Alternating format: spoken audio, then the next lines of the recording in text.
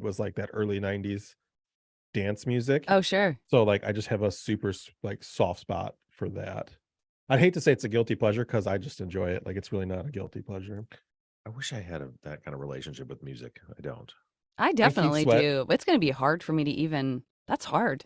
That's a great question. I'm going to be thinking about that all day. Think about it. Think about it. Keith Sweat was really up there for me. Which Keith Sweat, seems yeah. super weird for. I guess if you know me, it's not super weird, but like if I just say that, just like this heavily tattooed white bearded guy saying Keith Sweat was very influential to it. Yeah, that's something. It's true that I know you, so that doesn't surprise me at all. Uh-oh, Chris Kelsey in early, wishing us a happy evening. What Chris, is up, you've given yourself everybody? away. Where are you? I love that that our live streams have become like all these people are in here now. Thank you. Like it makes it so much more fun and interactive. So thanks everybody. And don't forget to smash the like button. The truth and justice is about to begin.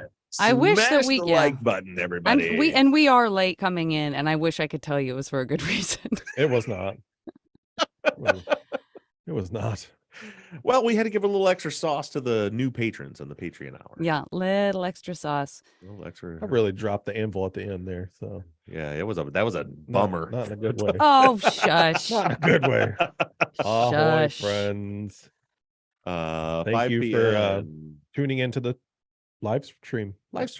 Leanne is in the UK and it's 5 p.m. there. Thank you guys for stopping the dial on the live stream. Yeah. You gotta do it. Try it now. I don't want to do it. Do it. It's too muted now. What? It's too. Do your shock thing. I don't know what my shock. Thanks for stopping the dial. Like, ahoy, friends! Thanks for stopping the dial on the live stream. Nope, can't hear it. Today I'm joined by Bob Ruff. That's right, I'm Bob Ruff, everybody. And Miss Janet Varney. It's impossible for us to hear that song you're playing because you've got some sort of filter on, Bob. You don't hear this? I can hear it, and it's fucking loud on our side. Yeah, real Sure loud it is. for us. Somebody else used to love Keith Sweat, so that's cool. Wish the Patreon hour could be live. You know, Michelle, I think we're gonna make that happen here. Even if it's just me, or me and Zach, or me and Jan, or whoever, we're gonna try to, occasionally do just lives just for Patreon. Let's do it. Sure. Hey, also, everybody just say hi to Michelle Weaver because I'm sure she's in here. Because I found out she's been watching, but like doesn't ever comment. Lurking, wonderful, well, and she beautiful better at least Michelle smash the Weaver's like button. lurking. Yeah. So let's see if what's up, Montana? she's on here or not. I forgot to tell you guys in the Patreon hour, made my first sale from MidwestQuailFarm.com. That's right.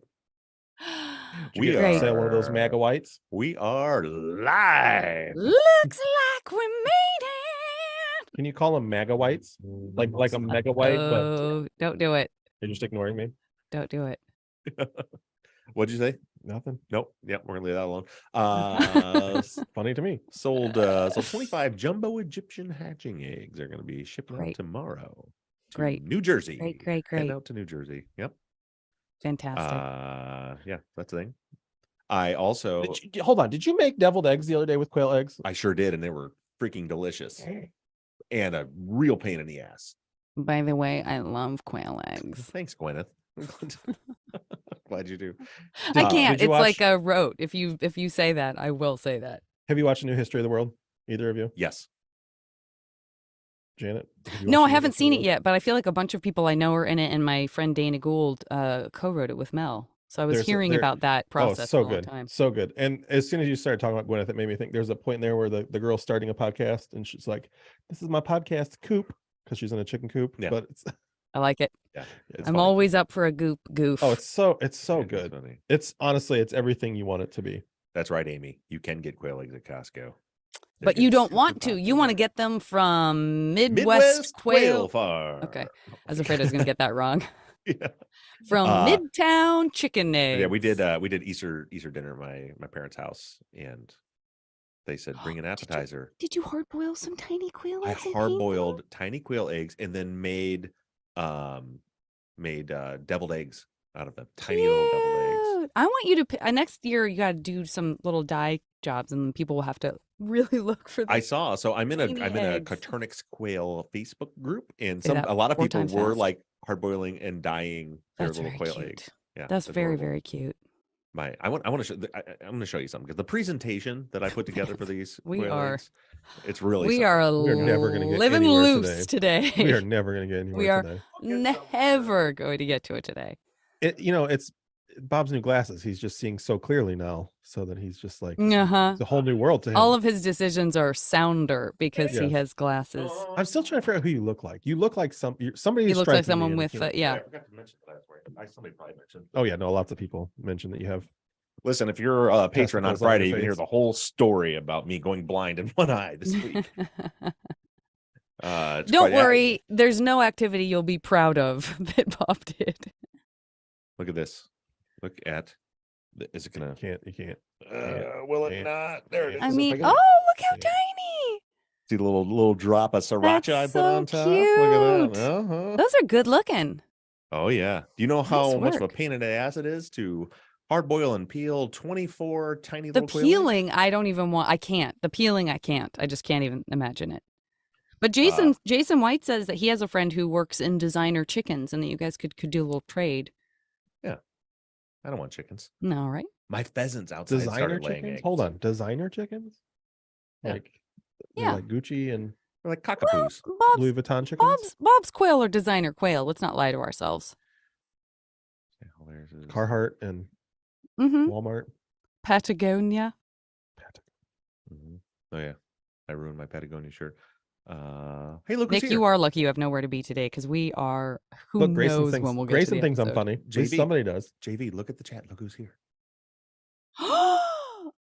Oh, Kathleen Pape. Hey, There is Kathleen. Robert's mother is in the Aw. chat. She says, hello, first time That's watching. so I'm usually at work. cool. I have so much to say to all you loving, caring people. Suffice it to say, for the moment, I love you with all my heart and Aw. thank you. So glad you're here, Kathleen. And I Kathleen. got to relay that message to all of you. Now, behave yourself in the chat. Mama's here. Behave yourself. That's right. That's right. Also, That's very cool. we should behave ourselves since our stop screwing around talking about quail eggs. It's almost 9:20, and we've been talking about quail eggs and glasses. Yeah, and glasses. Mm-hmm. Jasmine, that Next was a week, I'll photo have of the mine. little deviled eggs that Bob made out of quail eggs. In case you didn't figure that out by now, but Yeah. I want some. That looked great. There was so. By the way, my devil egg recipe: a little bit of mayonnaise, tiny bit of mustard. Not a big mustard fan. A little bit of Worcestershire sauce, and then here's the key. Wait for it: horseradish. A little horseradish in there. Yeah, makes sense. Whip I it love up. a little horseradish. Yeah. Yep, put that in You there. can go ahead then, and add some more mustard in for me. Thank you very much. Not for me. I'll pass on the mustard. Not for me. None of it's for me. And then a little drop of sriracha on top, just to add a little zing to it, and it's a nice little garnish. Makes it look real nice. Sorry for the trigger warning here, but I just want you to know I don't really like deviled eggs at all. Like they're fucking gross. You know, the kind of person would run somebody over on a ski slope. I would. I the kind would. that's the kind of quality humor I that you would. can expect. That's right. All right. We should get serious and get ourselves started here. So you already did the intro. I think so.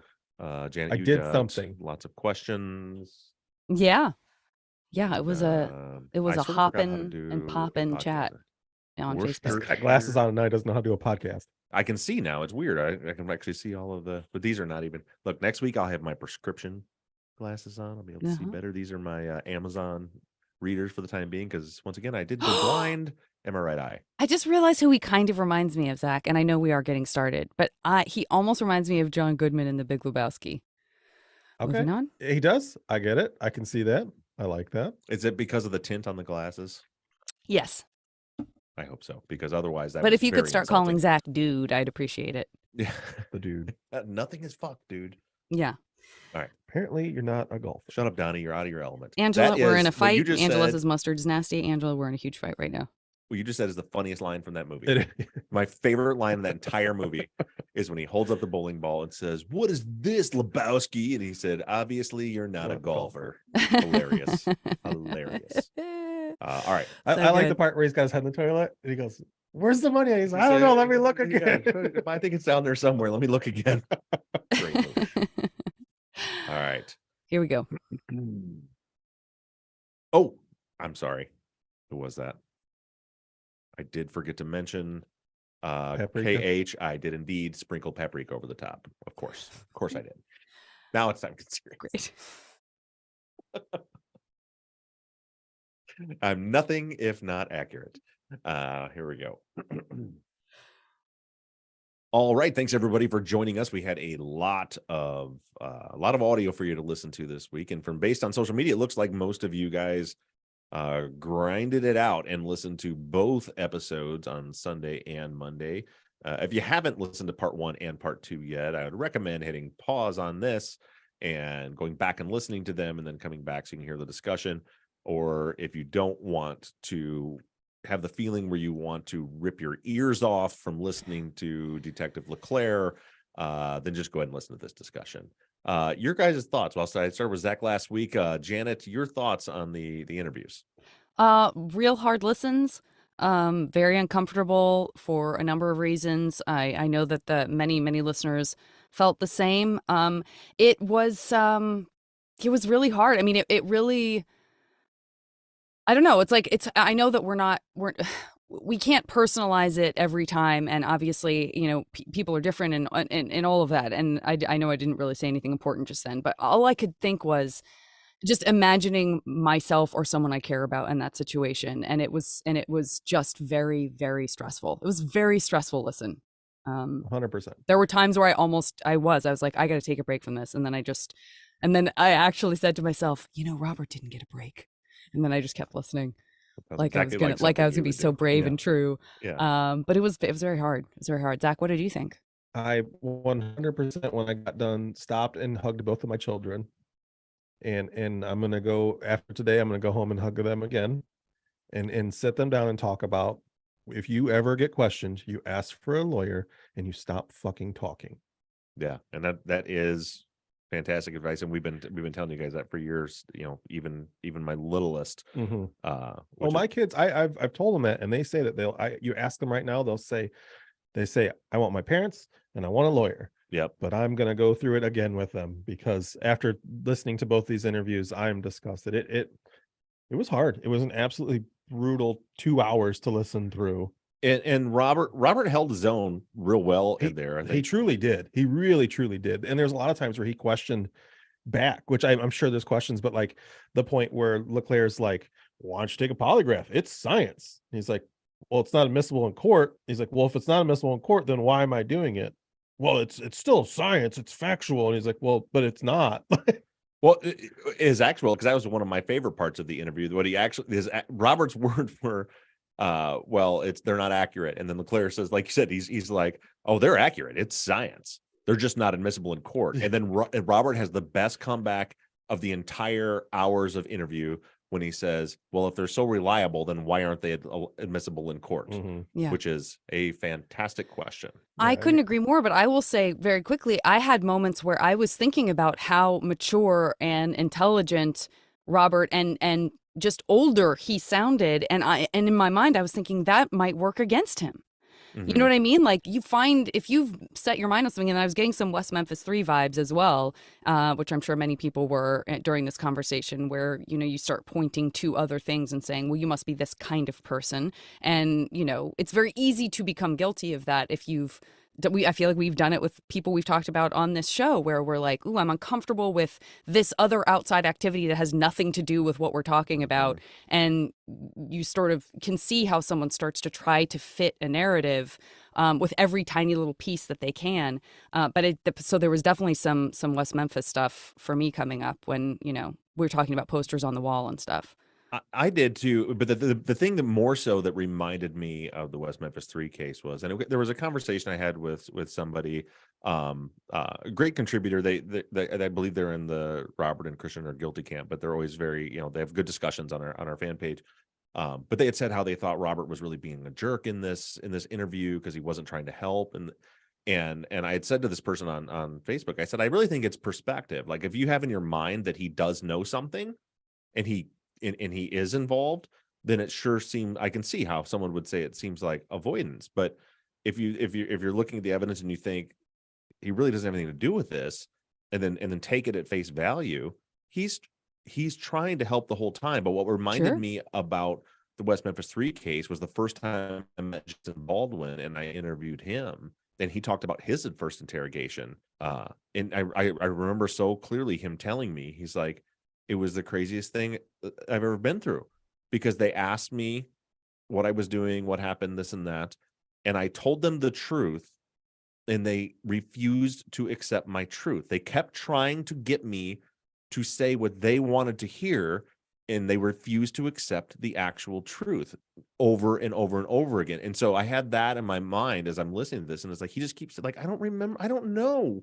where we turned around. I don't know the exact route we went. It was a year ago. I remember these things, and then the rest of it, I don't know. It wasn't, and there are people that certainly have said that it's like, well, he should remember because it was a significant day because his friend was murdered. That's true. The next day when he found out, certainly I would think he can probably remember, like, the day I found out my friend was murdered, like where I was at when these things. But the day before, which was when the murders happened, if he truly was innocent and had nothing to do with this, that night was not significant at all. It was just another eve. There was no reason to pay attention to anything. Times, what streets you're on, what turns you made, what phone calls you made, because that day he didn't know anything was wrong at that point, if you believe that they're innocent. Yeah, absolutely. Well, I know we have a lot of feedback from listeners. This was one of the most robust comment sections in the follow-up on Facebook. Lot of feelings and thoughts and questions. Love to get into it if you want to get going on it. Yeah, let's do that. Cool. So first question, I'm going to shout out Christopher, who wants to know why exactly Leclerc did Mirandize Robert. He sort of gave a reason in the moment, but can you kind of clarify that? It's because he was a suspect. He was and that's a trick that we've seen detectives. So I will credit Leclerc with that. At least he was upfront about that. Oftentimes Jennifer Jeffley's a good example. They're interrogating for all those hours. She's in the station that whole time. They never Mirandize her because she was not a suspect and was free to leave at any time. And therefore she wasn't in custody. She wasn't a suspect. So she didn't have to be Mirandized. Her parents didn't have to be notified. So what often happens is officers they'll say that, oh, we were just questioning them as a witness, and then they confessed, and we were like, oh, they confessed, so now we're going to Mirandize them and everything. In this case, right out of the gate, Leclerc says, you're not free to go. You are a suspect, and therefore you have to be Mirandized. Got it. So there's a difference between being told you're under arrest and being told your Miranda rights, in terms of how he explains and what that process is like. With the grain of salt, or just to know, I'm obviously not an attorney, but my understanding is if you're interviewing a witness, you don't have to Mirandize them. And also, if you're being interviewed as a witness, you are free to leave at any time. If you are in custody and are a suspect, then you have to be Mirandized. Okay. And Sarah, I know you had that question too.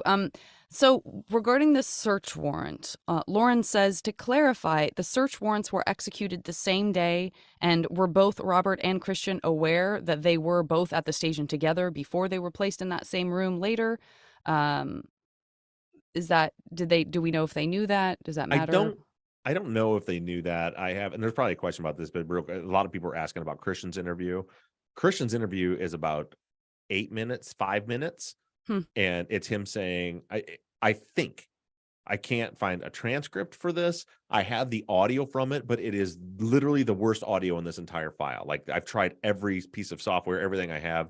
And I know people have said they can help clean it up, but like, the data is missing. Like, if you clean up the background noise, you hear, it sounds like what Christian says right away is because his dad had already gotten him a lawyer. Prior to this, after the interviews earlier in 2007, Christian says, I think I need to have my lawyer here. And Leclerc's like, okay, well, what's his number? From what I hear, it sounds like he's saying, okay, well, do you have his number? And Christian's like, it's in my wallet, or you can call my dad. And that's the end of it.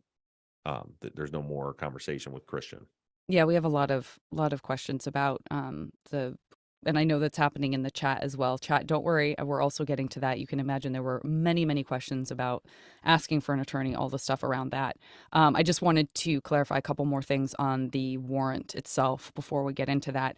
Sarah and a couple of different Sarahs say says he missed a job interview because of this interrogation and mentions they picked him up when he would have come in voluntarily. How did that come to be? Why was he required to go with them right then, or was he just made to feel like he had to? So a little bit more around the language of, we need you to come in, you're not under arrest, but how much choice is there happening there? I don't know precisely, but they had a search warrant for his house, his grandma's house, and for his DNA and fingerprints. So I believe that because they had a warrant for him to submit for DNA, that's why they were able to grab him, take him into custody. And there's a little discussion going on in the chat where I had said that, the night before wasn't a memorable night for Robert. And there are some folks in here that are like, well, it would have been because that was the day he got suspended from work. Like, listen, to try and stretch. First of all, you can't know what is memorable to someone and what is not memorable to someone. So stating that as fact is ridiculous. But then, like, we're really stretching here. Like, he should have remembered every turn he took on his way to go to church that night because 2 hours earlier he was suspended from work. Like, we're stretching at this point. And Well, I would wasn't also driving. And wasn't the one driving. right. Which I would think- also which yeah. for me leads a bigger. If he's not driving, he's not paying attention. Oh, Right. 100%. 100%. I would also say, I've had bad things happen to people I care about, and I remember very clearly the moment I'm told, and that moment, quite frankly, erases almost everything else about that day. So that's my own private personal experience, but I'm sure there's someone listening who knows that when you get upsetting news about someone you care about, or frankly, sometimes even someone you don't care about, the last thing you're remembering is shit that has nothing to do with that. Right. And you don't know that anyone's ever going to think that what you were doing has anything to do with that. So you're not doing the thing that we heard about in Serial where someone goes, well, I knew I had to remember every step I took that day because I knew Right. the police would come looking for me. That's not natural. No, not at all. Unless you're a person like us who are all like true crime nerds who now it's like in part of our DNA. But for most people, I don't think that's the case. And that certainly wasn't true of me when these tragedies happened in my life. So Right. And same. And also we're sitting here as adults looking at this case with everything we know about this case, trying to imagine how upset a teenager would be that they got suspended from a job 2 days before they were done with the job anyway. Like how meaningful and impactful that would be to make them remember all these details from the night before. So moving on to a bunch of folks, shout out to all of you. There's so many of you, I'm not even going to probably list you all, but people were very, very interested in what the info was that LeClaire took to the judge to get that warrant.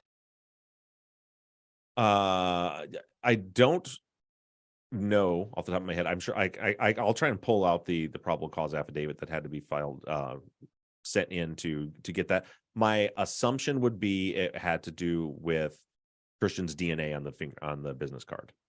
That's the only thing that changed, in 2007 that would have helped build a case against them was that they got the DNA result that Christian's DNA. Now at that point, the fingerprint was said to be absolutely not Christian's, but the DNA was his. And I think that's all they had. That's all the physical evidence that they had that tied to anyone was the DNA on the fingerprints. And since the warrant was to search their homes and to get DNA swabs, that's my assumption. Got it. And then Devin and Sarah had a similar question. Says to go along with that question, is the individual not allowed to know what's in the warrant? Because Robert was asking and LeClaire wouldn't tell him. Aren't warrants supposed to be somewhat detailed, or do they need to be strategically vaguely worded to search every nook and cranny? I'm sure they can get it at some point, but I think that's up to the officer doing the interrogation, what information they want to divulge. They're driving the train. You don't have like a right to know what was in the warrant during the interview, and he wasn't under arrest, so he didn't even have to they didn't have to tell him why he was under, the exact details about why he was arrested or anything, because he wasn't under arrest. He was just in custody to give the swab. Okay. Jim says, are there any pics of the weapons that LeClaire was asking Robert about? Yeah, they're up on the website. Cool. I If think you someone if was having trouble finding them. It might have been Jim as well. there, It was there's a separate post. folder in Yeah, the subfolder in the in the case file folder. There's a subfolder in there that says weapons found in the search. Okay, well, let's dig into the I want an attorney, or maybe I should talk to an attorney, all the language around that. Tons and tons of folks wondering, once he asks for an attorney, aren't questions supposed to cease? And with the anticipation of what you might reply to that, a bunch of folks said, can you lay out precisely what words you have to say to get a lawyer, or how not to say it? Because this feels ambiguous. Yeah, unfortunately, the Supreme Court has ruled in other cases that it has to be a clear invocation of your right to an attorney. So with Robert saying, you know what, I think I need an attorney, and I think we should be done. I think this interview should stop. I think I want an attorney. That now Robert never made an incriminating statement, so it didn't matter. But had he made an incriminating statement after that, there's a good chance that a judge would still allow it, because you have to. So your best bet is to say, I want an attorney. I am invoking my Miranda right to have an attorney present for this interview, and I will not answer any questions until that happens. Period.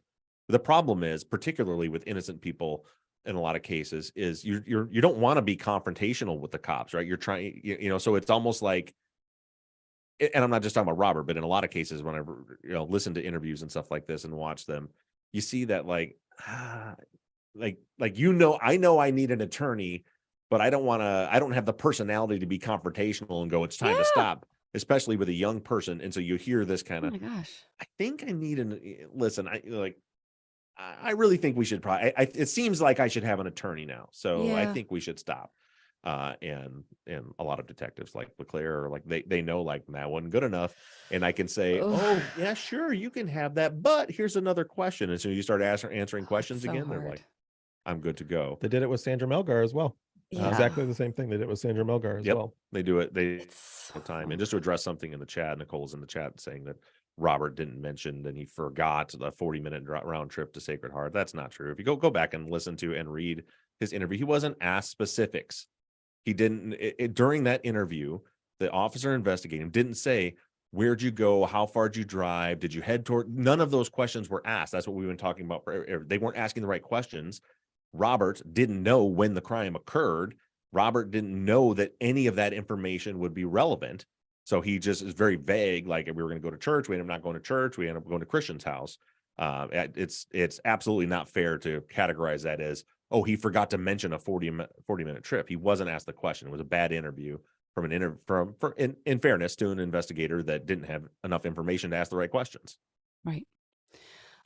Okay, so we all have to remember that even if we don't want to come off like a suspect, that is seriously remains like the scariest moment I can possibly imagine, is the moment where you know that the second you say you want an attorney, the police are going to be like, well, I think we found our person. Like, Yeah, right. it's just terrifying. You got to muster everything you've got and know that that's still It just probably going cuts to happen, against- and you still have to get an attorney. It cuts against, it seems like most people really aren't, unless they're behind a keyboard, most people really aren't confrontational. Most people shy away from awkward, uncomfortable situations. And I really, it's just my personal belief, it's anecdotal, but I really believe that that's why most people are like, they're not so bold with, I want an attorney, this is going to stop, because Absolutely. they're just not how we talk to people. Especially not people in authority, unless we're like intentionally defiant of that authority, which even then I think it's hard to do that in a room where you're like, my life could be on the line here, or my freedom could be on the line, I'm going to be kept here. It's just all very scary and hard. Yeah, real quick, I'm going to make the last address of this, and then I'm going to drop it because Nicole is coming back at me about what I just said about Robert in his statement. Read the statement, everyone. Don't take my word for it. She says Robert gave his alibi. He didn't give an alibi because he wasn't asked for an alibi. He was asked what he did that night. There's a big difference with that. And to say that I need to stop ignoring facts, I'm not ignoring anything. Go back and read it for yourself. He was not asked details about his drive, period. Great. So Stacy just sort of is circling back to this idea of not just Leclerc, but I would say many, many law enforcement's. She uses the term obsession with polygraphs, but it does, kind of cheekily. But we see it. We do see it come up a lot. There are a lot of cases where it feels like, and we talked about it on this podcast before, where the polygraph becomes the thing that matters most, or if you don't have much else to go on, whether someone will take a polygraph or not becomes extremely important. What do you have any additional thoughts on that, Bob? I just think they should just be banned. Like some, it'll never happen. But why do we have this manipulative investigative tool that police officers are allowed to use that has already been deemed so unreliable it can't be presented in court? Why is it still a tool in that toolbox? Because it's used for the sole purpose of manipulation. Because this is what happened. What you just heard Leclerc saying is, take a polygraph and we'll clear you. And then what he says is true. No lawyer will ever tell you to take a polygraph, because when you pass the polygraph, they won't clear you. Mhm. They'll say they're not accurate. They're not admissible in court. And remember Jamie Snow? Right. He went through, take a polygraph, pass it, and you'll be cleared. And you don't. And then once you take it, you don't know what the results are. Another very common practice is for them to come back into the room and tell you failed the polygraph when you passed it, to try to manipulate you into confessing. In my opinion, they shouldn't be allowed at all. Yeah. Nancy says, how many lies about forensic data did Leclerc give? He, at a minimum, insinuated that Robert's fingerprints were on the card and on the wheelbarrow. They're asking for how many? Well, I mean, I think it's a sort of a rhetorical question, but it just kind of. I mean, he says that they can tell how long a fingerprint or DNA has been on something. Yeah, there was definitely a lot of questions about that. Yeah, In fact, I mean, Veronica said that. She said, "What? Why? Is he really saying we can tell when you touched this? Not that you touched it, but when you touched it." Yeah. I mean, listen, most of what Leclerc was saying was nonsense. And it gets worse in the second half, because it seemed to me, it felt like he's getting desperate at this point. He was like hoping to get a confession out of him. Robert's not. He literally tells Robert over and over, when Robert's like, I told you what I remembered. And he says, I'm paraphrasing, you need to forget what you remember and start telling the truth. That was one of the most labyrinthian, like, It's like, what? it was like, oh no, I've gone insane. Yeah. I, as a listener, have now gone stop insane. telling me what you actually remember, and instead tell me what I want to hear. Yeah. And it just goes like round and round and round. And then like he has what is one of his big gotchas? Like, did Christian's dad's house have a home phone? Yeah, I did. Well, he told me it didn't. And then he like brings it up like 10 minutes later. He's like, well, he basically told him he lied to him, because just like you said, Christian's dad didn't have a home phone, and we know he did. It's like, what? Like, what? Like, it was frustrating, to say the least, for me to listen to. Yeah. Caroline says, what do you make of the cut in that interview that you mentioned up at the top? Do you feel like there's any significance there? Do you have any theories on that? Was it just as innocent as like they ran out of tape or something? And The piece that's missing, mm-hmm. I don't know. So it's a digital video recording. So I don't know why they're in, but there's actually 3 parts, and they're in 2-hour. Well, the last one's only a couple minutes, but that's like 2-hour block. So it seems to me something like, if you ever use like a GoPro or something, they save the file at certain points, in case you lose it, so you don't lose everything together. So that's what it seemed like. Was there was like one video that it got cut at exactly 2 hours and at exactly 4 hours, and then the rest of it, I don't know why. When you piece it, I thought it was something with my software, because when I piece it together, it like jumped from one conversation to another one, but then the transcript's the same. The audio is unlistenable. You can't hear it. So I have no idea. And it maybe based on the train of logic we heard throughout the rest of the interview, maybe Leclerc just changed directions in mid-sentence. It's not out of the question. I'm not suggesting anything like nefarious happened or anything, but it's odd that all of a sudden it's like that one spot we get a cut and then there's something missing. But I don't know. It I could have don't just think it's been I don't think there's anything to it, mostly because I just feel like there's the whole run of the interview feels like consistent enough to me that I just don't see, like, whatever you think about LeClaire, I feel like everything is sort of on the table. Do you know what I mean? Like, I just don't see a thing that would motivate him to be like, hold on, I'm going to no, turn this off for a I nefarious reason. genuinely don't think like there was like an intentional something pulled out of there. More so, the reason I mentioned it was so that people didn't think that I cut You something cut out of something there. out. Yeah. Absolutely. Totally got that. Yeah, I think we all got that. Um, just real quick, Dan, I want to shout you out in some of the chat that's happening live, just kind of remarking, we talked about this before, but just remarking on how, what a slippery slope it is when cops can lie to people. I understand. I think one time in a discussion, Bob, months ago, you were like, look, if my kid were missing and we felt like we were very sure who did it and they knew something about it, damn right I want the cops to be able to lie to the person to get that information. But then you see it on the flip side and see how it can affect people and false confessions and stuff like that. And it just feels like it's a slippery slope. Yeah. Yeah. And well, that's what I said back then. Would you have something to say? No, I was just agreeing. Yeah. Yeah. And when I discussed that, like I was just being very transparent about like on paper, I 100% agree that they should not be able to lie. It should not happen.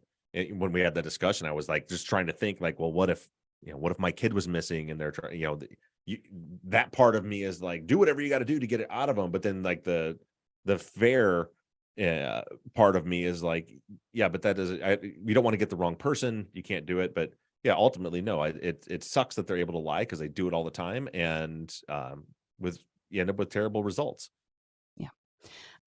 Denise is just interested in a sort of general LeClaire's record, like the closing cases that resulted in guilty verdicts. Is this symptomatic? If this is I don't know. representative of something? Rebecca wanted to know more about the petty theft community service situation. Yeah, I think it was. I don't know a lot about it, but it seemed it was a shoplifting thing. I think he was. I don't know the details, but I think he was working at Circuit City and he got hit for shoplifting at Circuit City. And then Tony says,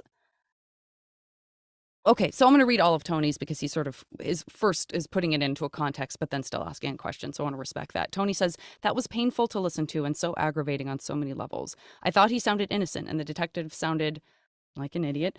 But did Robert change his story from ghosting Becky to saying he did cancel? I couldn't tell whether Robert said he canceled or the detective just sort of said it over and over again until Robert agreed. He says in this interview that he had talked to Becky and canceled, but he's very unsure about it because it comes up obviously repeatedly, and because LeClaire obviously has his phone records and knows there was only the one actual contact with Becky, and so he's like, so did you talk to her? Did you cancel that day? And then as he's prodding with that, Robert's like, he hadn't mentioned the phone records yet, but he's like, I'm pretty sure in his memory, what you're going to say he's lying about that. Or it's just in his memory, that's depending on how you look at it. But from what he was saying at face value was in his memory, he remembered canceling the trip to her house. Where in his first interview, I don't think that he said that he had canceled it. And we know from the phone records, well, and he could have. There was just the only time they talked was while he was still at home. The rest of the time she was calling him and he wasn't answering the phone, and she was calling Christian and he wasn't answering the phone. Right. Joey says, I know you're not a psychologist, but does it give you pause, and should it give us pause, that one could say that Robert was hedging when he stumbled around saying that Becky and her parents were, quote, murdered, unquote? No, I don't think there's I don't think you can put anything in there. There's a lot of reasons anybody, and I'm not, because there were people in a thread about that that he was saying, when they, when whatever happened to them or they passed or whatever, some people were like it. They thought for XYZ reason it made him look innocent, and for XYZ reason it made him look guilty. There's too many. I mean, if he doesn't know exactly what happened at that point, how much of it had been publicized, if he's sitting there and they just told him you're a suspect in the murder, do you not want to say, I don't think you can really, I don't think you can make any conclusions based on him not saying the word murdered. Because you hear that with some people that are just that way, they won't say somebody died. They'll be like, when your mom, passed, or she, people use different words. I don't think you can put anything on that. Yeah, I think it would. For me, my first thought was like, that's a really hard thing to have to hear yourself say because it's a really ugly truth, Yeah. whether you had anything to do with it or not. So the cell phones, and obviously this is kind of still happening in the live chat as well. A lot of cell phone discussion still happening, and I'm not even totally sure what the significance is of the lapsed call. I look forward to a conversation you have with Nicole or someone else about why that drive to the church means something that I don't understand it to mean. From what I'm seeing in the chat, it's she's still going on and on there with people, but it is essentially in his first interview when Michaels didn't ask him his route. He said, we were going to go to church. We didn't go. So we went to Christians. That's all he said. They didn't ask him details. He never get it. And then she was saying that he made the call to Sacred Heart from his house. When he didn't, we know exactly where he was, or very close to where he was, because the tower. And then she said he hit the tower by his house when he made the call, but that call ended on Tower 705, which is down. And after that, I don't know. It's because she's saying that he was clearly going towards the highway. We've routed with the pings exactly where he could have been going. So okay, so this is still around the argument that you have to not believe the ping data as you've presented it for this to matter at all.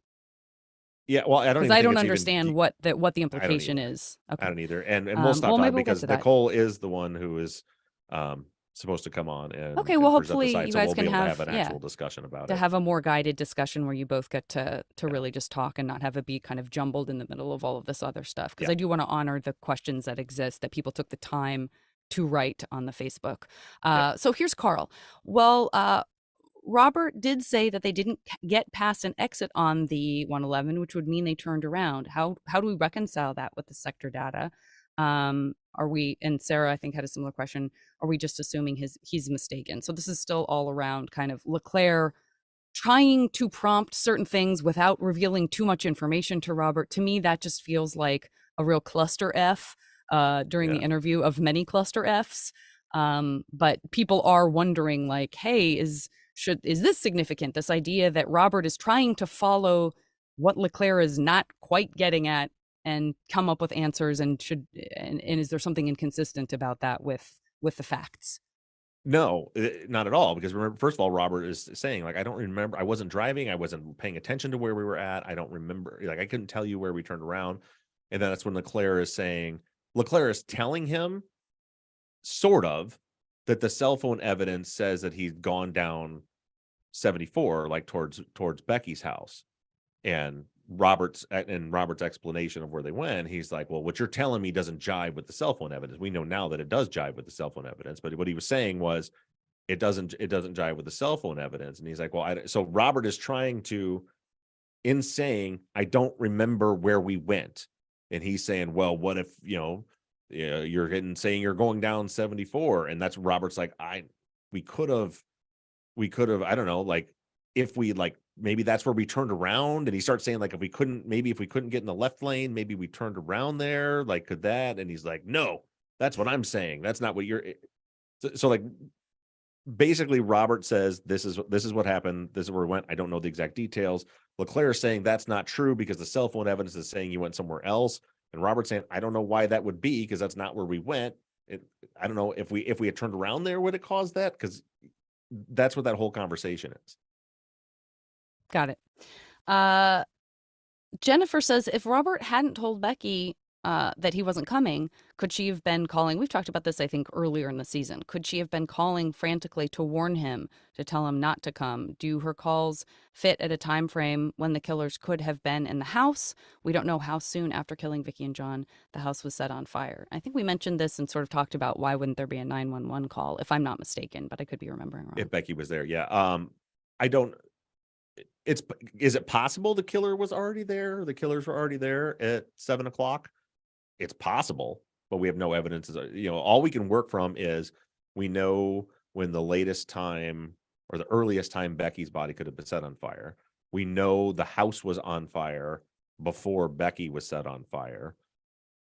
And that's really all we know. I doubt that that's the case, because you see like calls to Javier after, like, so if she was still actively using the phone, you would see a call to 911, like you said. And the theory we presented that maybe she was there when the killers came and she was upstairs and didn't call. That, it could be if a phone line was cut, or if the fire was started, or if she had tried to get out, was like in a bathroom or something, wherever she was hiding, that she couldn't get to the phone at that point. But she's actively using the phone. I would expect a call to 911 if that was the case. Right. Sarah Jean says, was Sacred Heart called to follow up on the call from Robert? I think we know the answer to that. But Can you repeat that again? just if Sacred Heart was called to follow up to see if that call took place and that question was Yeah, asked. it did. Yeah. He called at 7:01. He called Sacred Heart. Right. But I think Sarah's saying, like, did anyone call Sacred Heart to say, hey, did you have a conversation with someone where they asked if the mass had already happened or if they could come to the mass? I'm sorry. That's what I was asking. Right? I didn't understand the question. I think so. I think so. No, I could be don't. wrong, I don't Sarah, but- know. I've never seen anything. If that was, I mean, I don't know why. How would that be possible when they didn't follow up in enough time on the chapstick? Like, what are you going to do a year later when you decided, or even 3 months later or 4 months later? You're going to be like, do you remember when you got a call from someone asking if you literally were, a 30 you know what I second mean? call. Yeah, I that don't think that ever happened. that feels like another thing that would have had to been follow up like right away, and they weren't doing anything like that at the time. Tracy says, was Leclerc the one who was interviewing Christian when he was there at the same time, or was it someone else? Ask questions about the interview itself, which you sort of already answered, and then questions around the cookout that Leclerc mentions to Robert. Well, what about the cookout you guys were going to go up to? I'm gonna apologize. For not listening to me because you're looking at the chat. Yeah, I was. Understood. I will add. I'm sure she's still listening. I will add There's a lot Nicole going on. back in December, but she's unable to not monopolize the conversation in the chat. So Kelly, if you can cut back to the end of Janet's question for my answer, but Janet, you're going to have to, off the record here, tell me again what the question was. So Sure, I sure, can sure, answer it. sure. Question around. Let's see. Well, first of all, Tracy wanted to know if Leclerc was the one who interviewed Christian. I don't know if you answered that when you were answering the Okay. questions about Christian's interview a little earlier in this conversation. And then also within that, did Christian actually say something about a cookout? You know, Leclerc brings up the like, well, what about the cookout you were supposed to go to up there? Gotcha. Okay. So Kelly, go back to when she asked it cleanly the first time, and then come back in here. You edit this together.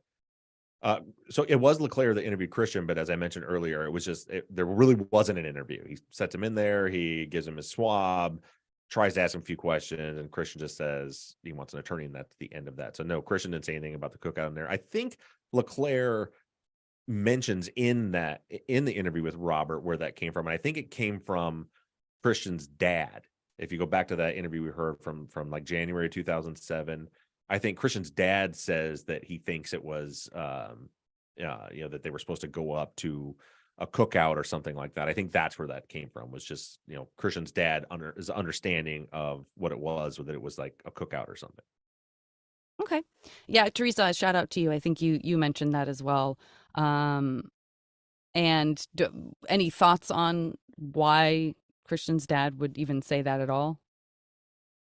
No, I think he just didn't really quite understand. Like, and you can hear for like, to me, and some will say I'm biased, but when you really listen to this objectively, it seems pretty clear from this, what I've been saying a long time, that Robert never intended to go up there with Christian. I really think that the intention was for Robert to go alone, and then Christian wanting to hang out with him kind of spoiled that plan a little bit. I think, in my opinion, is kind of, and you hear that, like, you hear the genuineness to me in Robert's voice when he starts asking about Christian and Robert is almost, confused. He's like, no, like, he says, well, what did Christian have to do with that hike? And he's like, nothing. He was never like, what are you talking? What are you talking about? Christian was never going on any hike. I know I got off topic from what you asked. No, that's good though, because there aren't a lot of questions about that section of the interview, and I do think that does seem to me to be another situation where, in that flurry of events around Javi talking to Becky calling Robert, Becky wanting this to happen, and then the next day Javi talking to Robert, and then Javi telling the cops, it doesn't surprise me that it's entirely possible that Becky never said Christian and Robert are coming up to go for a hike, but Right. that she said Robert was coming for a hike. And then the next day, when Javi hears that Christian and Robert were together, like he puts that together. And again, I don't know if Yeah. this is what happened. This could be wrong. And it could have, she could have always said that Christian and Robert were going to come to said that I'm to sure that's what Javi, but happened. it certainly 'Cause makes sense. It even tracks with, if you look at Javier's interviews from the scene, that, he's like, yeah, I talked to Robert. I guess there was another guy coming. Later, he talks to Robert. Then the next time then he knows, he's asked, do you know who the other guy was? He says no. Later on, after talking to Robert more, yeah, he was going up with Christian. So I think probably with Christian's dad was at some point, he's like, why the hell are the police talking to you guys about this? What is it? And he was like, oh, Robert was going to go up there, or we were going to go up to a hike or a cookout. It could Right. be he misunderstood Christian. It could have been that Christian misunderstood Robert. It could, it's a game of telephone by the time it gets to Christian's dad, who's then talking to the police, where it becomes, I think they were going up to a cookout. Well, and it also could have been like a totally different cookout that had absolutely nothing to do with any of this. And that just was Christian's Yeah. dad I doubt trying that, to be 'cause helpful and put that together. I don't know. I doubt that, just because I don't think Christian's ever been there. And No, I don't mean that it's Becky. I mean like literally Oh, yeah, something yeah. entirely unrelated altogether. So let's talk about when the guys are in the room together. Chris says, what did you make of Christian's statement to what did you tell them of not a damn thing? And then a few beats later, he said, did your story change? This few minutes of Christian seems a little bit shady compared to what Robert said. And I will say that a couple of folks weighed in on that themselves about what they thought of that, but wanted to get your take on it too. Yeah, I mean, for sure, it's weird that he comes in and is like, Robert's just like trying to talk about stuff, and Christian's like, I think at one point he even says, no, not here, or something like that. It made more sense to me when I heard Christian's interview, or the tiny bit of interview that there was, because it was very clear on Christian's side that he had talked to an attorney. He knew not to talk to the police, and because it was like right away, no, I want an attorney, that's it. So when you take that knowledge and that attitude from that room, and it's very clear, I think Robert had talked to an attorney or his mother, like, but he was clearly not advised, don't give any statements. Where then Christian comes in, and as soon as Robert's talking, he's like, no, not here, not doing it. It's just like anything else, you're kind of reading tea leaves with it. But it definitely made more sense to me when I heard Christian in the other interview, where he didn't give an interview at all. Got it. So we don't have the trial transcripts. Sorry. Yeah, I've been posting all the trial Okay. transcripts. Sorry, I just got confused. That's why I got really confused, because I see some stuff in the chat about us, like no one having trial transcripts, and I didn't understand. Oh yeah, what, whoever what said that meant. is clearly not been on our website. I'm not sure. because- I'm not totally sure I understand. Maybe there's something I'm missing there, guys. Sorry. Because I was like, I can't imagine what that could possibly mean. Kelly, you Website's probably don't have to full of include the that trial in here. transcripts. Yeah. Yeah, Kelly, don't include that in here. I was so baffled when I read that I literally burst out and was like, wait, what? We don't, what? Yeah, we have them. We've been posting them. Okay. Give me a second. Kelly, feel free to cut this out. I just want to get caught up on this doc. Kristen says, when Robert and Christian talked about the wheelbarrow, they did sound surprised. You mentioned that at the beginning of the episode. But I would think a year later, Christian says that they would know Becky was found in that wheelbarrow. And did that seem odd to you that they were surprised? So, they weren't surprised. Christian was surprised. The way I took it. So Robert had been asked. I don't think. Well, Robert says in that he says to Christian that Javier, in that bit of the after the police had left and they were sitting in there, he says, I guess Becky was found in a wheelbarrow. That's what Javier said. But it also, if you listen to the interview, Robert and Christian hadn't hung out or talked in a long time. Mhm. yeah, So they weren't, that's right. and I don't believe the wheelbarrow information by that point had been made public at all. It was just through kind of word of mouth and rumor stuff. So Robert had heard from Javier. When I say all this, keep in mind, I'm saying on face value what Robert said. You can believe him or not believe him, but from what Robert said, Javier had told him that Becky was found in a wheelbarrow, so he knew that. And then, of course, Leclerc's asking all these questions about a wheelbarrow, why he's in there. And so, and that was the part that was when he was asking, because you all heard that exchange where he's like, did you ever see him have a wheelbarrow? He's like, oh, I don't know. Did they have one? I don't know. Maybe, probably. Would you have ever touched it? No. And then he's like, well, I've been in their garage. If it was, so it was in the garage. Like, I don't know if it was in the garage, maybe sometime I touched it somewhere. And so he's kind of seems like he's like bringing that up. Like that stuck in his mind, as he said to Christian. And he's like, they kept asking me about a fucking wheelbarrow. And then you hear Christian say, a wheelbarrow. What? And then he explains about that's what Javier had told him. But as far as them being surprised, Robert wasn't surprised. Christian seemed surprised about the wheelbarrow. And if it was some, who knows if he even ever knew that detail? Who knew, because we don't hear a lot of people. We've never heard any witness interviewed by police who said Robert told them something about this crime. So we don't even know that Robert was even talking about any of these details with anyone. Yeah, that's a good about point.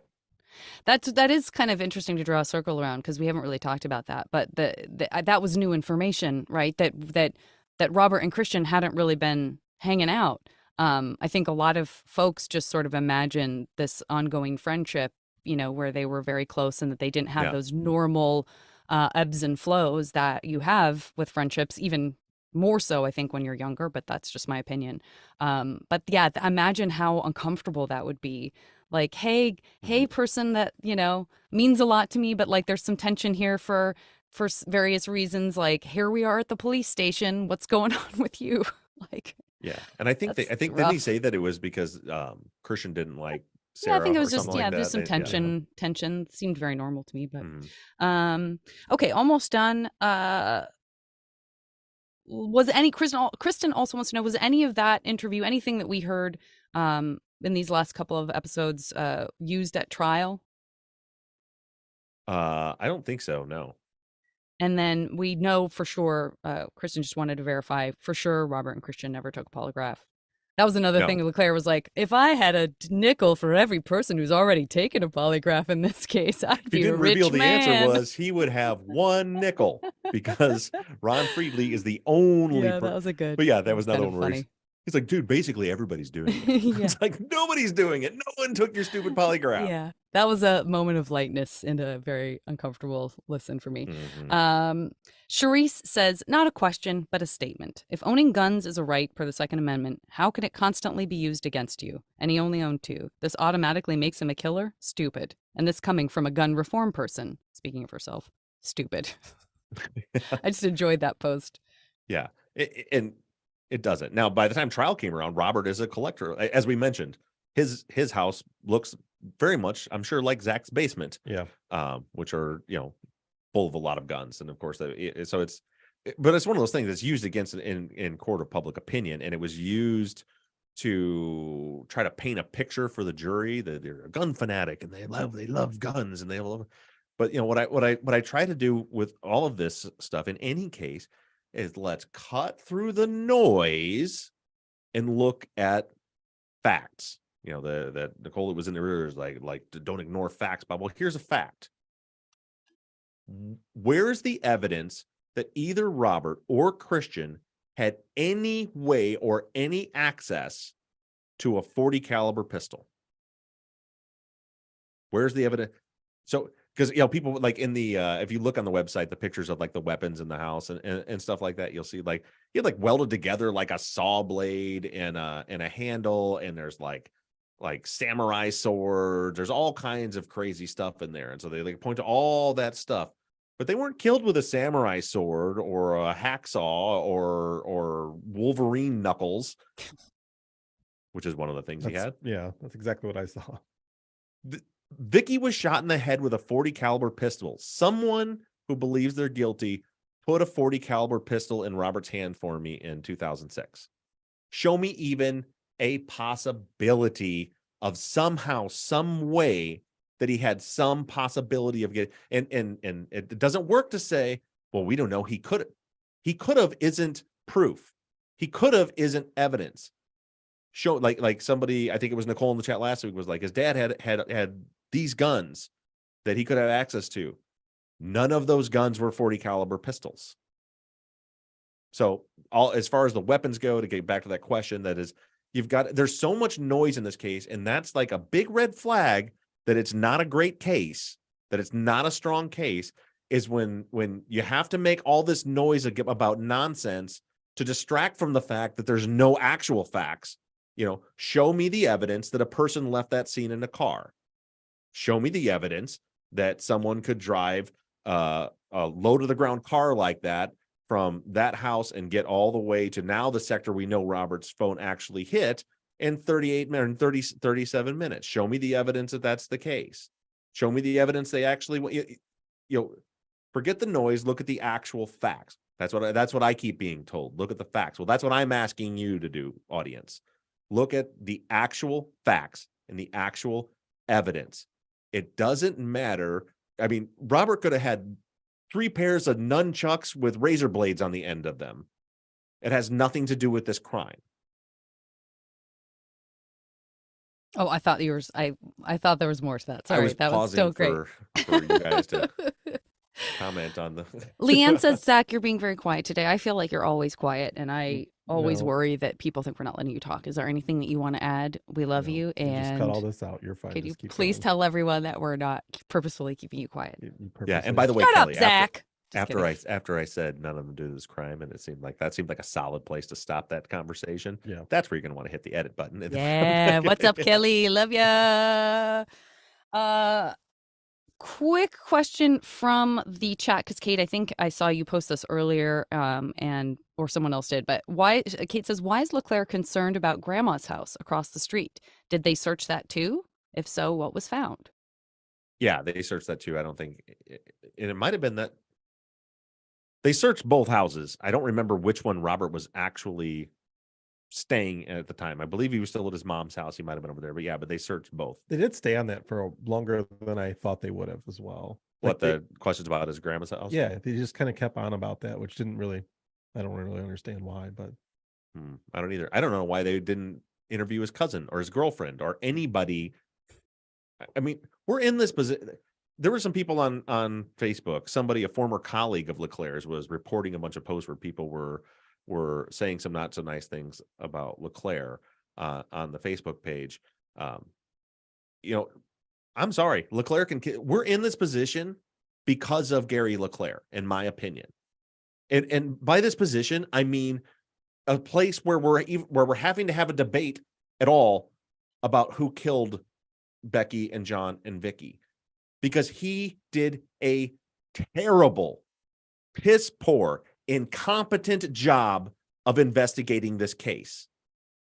Right from the beginning, day one, when Robert gave him, where he was at that night, he didn't go to the gas station to verify he was there. He didn't talk to his cousin. He didn't talk to Christian's mom or dad or aunt or anybody that he said might have been there. All these things that could have been verified easily. He didn't talk to the people at Sacred Heart Church. He didn't do any of that stuff up front. And then later on comes in with this nonsense interview where he's clearly not the smartest one in the room, which is pretty sad when he's talking to a 19-year-old kid. Yeah, I'm pissed. Like you have to do better at your job than that. And part of what we do here, part of what I do here, and you can like it. I don't care if you never ever download another episode if you don't like this. But part of what we do here is call people out for their bullshit. Call people out and make sure the world knows what they're doing so that it doesn't happen again. Gary Leclerc's investigation of this case was unacceptable. It was incompetent and neglectful as far as I'm concerned. It almost makes you wonder if that DNA evidence came in suggesting Christian and there was an oh shit moment of like, oh, uh-oh, like if this means anything at all, I got nothing. I got nothing Right. else. You think that it's going to be this big moment where you're like, yes, we got some. But considering the circumstances leading up to that, you could see it also being like a heart-sinking moment of like, oh, whoops. I guess it would be nice if I had looked at any of this before now. You know what I mean? Yeah, exactly right. And like I said, and I will give credit where credit is due. Leclerc gave up. He literally gave up on the case, like right after these interviews. He found the one piece of evidence, and even he was able to realize after interviewing them and searching their houses that this doesn't fit. So Christian's DNA is on a business card that was way out in the wilderness, in the desert out there somewhere. But that doesn't fit with anything else we have with these two guys. We don't have the gun. We don't, they seem to have an alibi. Everything they said where they were at checks out, as we know from the phone records. All of that stuff fits. But we have this one weird thing about the DNA. I think that in the interview, he was hoping to get a gotcha. And when he didn't, he just gave up. But again, what he should have done is say, I must be barking up the wrong tree. Let me investigate these other angles. And instead, he suspended the investigation, shelved it. And then also Kate had said, just verifying, Robert did not end up joining the military. That was just Christian, right? Right. Like at any point, yeah. And Chris in the chat just said, when will a sector data expert come on? Bob is always telling us not to take it. We did. I had Mike Dowd, the cell phone expert, came on and explained the sector data. I don't remember what episode number it was, but he must have missed it. I think that is it. Just a couple of like remaining questions about other stuff. Like Megan wants to know if you would ever post the transcript of John's son. I know you had very good reason to not want to play the interview, but there's curiosity around whether the transcript could be published. Yes, as a matter of fact. So as I mentioned, we're getting up to the buttoning up loose ends. As promised, somebody had mentioned the trial transcripts earlier. We put the trial transcripts out as we cover things. So I've been going through the list of things that we haven't covered yet. So before I get into the closing arguments, we're going to check those off the list. So in this week's episode, I'm going to break down Robbie's interview. It's real short. I'm not going to play it, as I said, but I'll post the transcript and explain that. And then also Sarah Honecker, who was Robert's girlfriend at the time. He eventually ended up marrying, and they lived together for like 8 years. She, of course, wasn't interviewed until 2016. But I'll talk a little bit about that interview and then her trial testimony. And I'm kind of going through to see, is there any other loose ends that we haven't covered that have been covered in trial yet? So by that point, the full trial transcripts will be out on the website before we get into the closing arguments. Okay. Teresa was wondering if we would get Brandon's second interview as a bonus. I think that's all I've got. All right. I think we've covered plenty. I've rambled on enough. Zach, you got anything else? I am good to go. All right. Thanks everybody in the YouTube chat. Sorry, I'm a little scatterbrained. There was a lot of discussion going on in the YouTube chat, and that always distracts me. So hopefully Kelly will have cleaned that up and you won't even know that any of that happened. But thank you guys for listening. And also thank you to all our new our new patrons. We had almost 400 new people join Amazing. Patreon. We really, really love and appreciate you all. And with that, we'll talk to you guys next week. Bye, guys. Thanks, everyone. All right, stop on audio. All right, now real quick, I want to go through the YouTube. Don't. It's not worth it. Well, I'm just seeing if there's anything that needs to be addressed, because at some point I had to stop looking at it because it was pulling me off. Obsession is always dangerous. Oh, talking about gun obsessions. We have the power to put people in jail. Yeah, do your job correctly. Thank you, YouTube. Thank you, everybody on YouTube, for tuning in, putting up with us, listening to us talk. We love you guys. We so also much. have both Robert and Chris saying they were at work until 6:30 with both their phones. Put them at home. And I promised hey, there's my wife. Look at that. Oh, There she is. Hey, Michelle. Montana. I knew she was there. We can chat on Facebook. I don't want to go a long time, but like people, what you're trying to do. I don't listen, Montana. I know who Montana is, I think, and we disagree. But she's always a good point, and we have a good. So I'm not trying to have a shitty discussion, but it's like I feel like you're trying to take. Like look at what we're. So you say we also have, and this is not for. You're done recording, right? This is not for the podcast. I'm just chatting with YouTube right now. Let me try stop. We have both Robert and Christian saying they were at work until 6:30 when both their phones put them at home a lot earlier. Like, again, go back and listen to the interviews, read the interviews, and I'm working off of memory, but I seem to recall both of them being like, well, see, we normally got up at 6, but there was that. I think we would have got home about like you can't take statements like that and then be like, "Yep, they said they're home." And it's just like what Nicole was talking about earlier. Like he left off this whole 40-minute trip. Robert didn't know the right. He didn't know what they were looking for. He didn't know what was important. He didn't know any details about that. So when they said, "What did you guys do?" He just says, and I think somebody had posted the clips from the bits from the transcript on there. He's like, "We were going to go to church, and but they ended up not being. We'd missed the mass, so we went to Christian's house." To take that and say, "See, he left out this whole 40-minute drive." That's not the case. Like he was just giving in his like, what happened last night? Well, we were going to go to church. Church was canceled, so we went to Christian's. Like you would never, if someone asked you like, "What did you do last night?"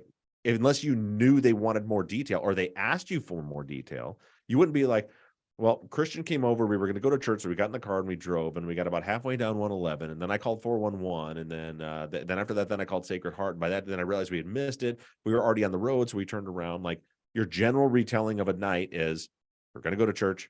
It's too late.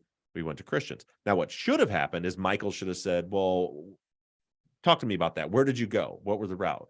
But you can't take things like that and then try to make them into this huge omission and some huge, because it's just not. It's not what that's not what it was.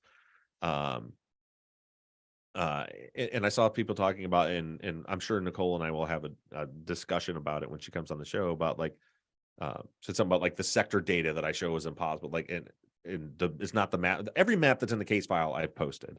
I've used the data for all of that, and it's absolutely possible exactly what I showed. We had a cell phone expert, a sector that came on and explained what I showed is exactly what it looks like happened. So you're trying to fit a round peg into a square. Not you. I'm not talking about you, Montana, but there are people that are trying to fit a round peg into a square hole because they're insisting they have to be right about this. And there's something you got to step back and say, what is the evidence actually showing us? And that's the only place that I'm coming from is to me. And if somebody, I know Valeria said too much oxygen again. This is all off the record stuff. This is just YouTube, and I'm about to wrap it up. But I always appreciate. I mean, Montana, I always feel like you believe in the work, and you don't want us to be trying to get the wrong people out of like, you know what I mean? I always feel like Montana believes in what we're doing, and so yeah, I want to make sure. I should be very clear about that. I have no problem with yeah, I know that. I'm backing you up, Bob. I'm not like disagreeing with your perception of that. Yeah. But when I see people going like the sector data is wrong, it's not what it like. I put an expert out. I've not seen anyone else do that, and I've talked to over a dozen experts about it. I'm 100% confident that the data that I presented is accurate. Is there gray area about what could have maybe been? Sure, something slightly different could have happened. I'm not saying that. What I'm saying is that at 7:13, when that phone call ended on 705 Sector 1. 705 is the tower that's east of Highway 74, and that points east southeast, and taking every single possible map of where that covers from all of the Gladiator tests. No, they couldn't have been on 74. They couldn't have been. It doesn't cover 74, period. Right. So anyway, we'll let you guys go. I'm rambling. So I'm just all the things that are running through my head when Jana asked me a question, and I'm like, what? It's a lot to keep in your mind. There's a lot going on. That's one of the most exciting things about it, but it can get a little confusing sometimes. Yeah. So I'm going to end the YouTube